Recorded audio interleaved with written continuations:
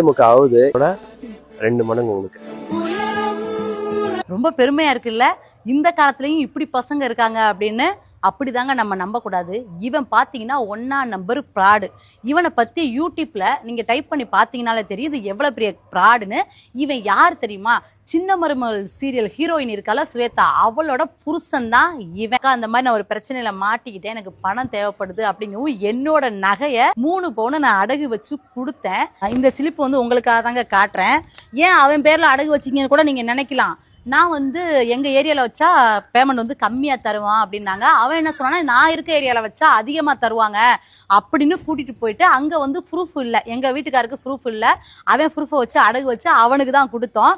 கரெக்டா அந்த நகை வச்சு 10 நாள் எங்க கூட தான் இருக்கான். அந்த 10 நாள்ல திருப்பி வித்துட்டான். திருப்பி வித்துட்டு உமன்ஸ் டேக்கு அப்படின்னு நிறைய பெண்களுக்கு வந்து நான் ப்ரொமோஷன் பண்ணேன், அதை பண்ணேன் இதை பண்ணேன்னு வந்து அந்த காசை கொடுக்குறான். எனக்கு அவ்வளவு கஷ்டமா இருக்கு. நகை வாங்கின பில்லு கொண்டு எல்லாமே, நான் திண்டுக்கல்ல வாங்கின நகை எல்லாம், அந்த பில்லு எல்லாமே நான் வச்சிருக்கேன். நான் வந்து ரொம்ப அடிமட்டத்திலேருந்து வந்து கஷ்டப்பட்டு நான் இந்த இடத்துக்கு வந்திருக்கேன். ஒருத்தனுக்கு நான் உதவி செய்ய போயிட்டு அவன் என்னை ஈஸியா ஏமாத்திட்டு போயிட்டான். பிள்ளைங்களை நிம்மதியா பார்க்க முடியல, ஒரு ஷூட்டிங் போக முடியல. இவங்கள்ட்ட பழகி நான் அவ்வளோ மனவேதனை அடைஞ்சிட்டு இருக்கேன். இன்னொன்னு பாத்தீங்கன்னா, நான் கேஸ் கொடுத்துருக்கேன். நகை வாங்கின பில்லு மட்டும் தான் என்கிட்ட இருக்கு. தயவு செய்து எனக்கு ஹெல்ப் பண்ணுங்க, எனக்கு என்ன பண்றதுன்னு தெரியல. யாரையும் ஏமாத்தாத நடிகர்கள் எச்சரிக்கையா இவன்ட்ட இருங்க.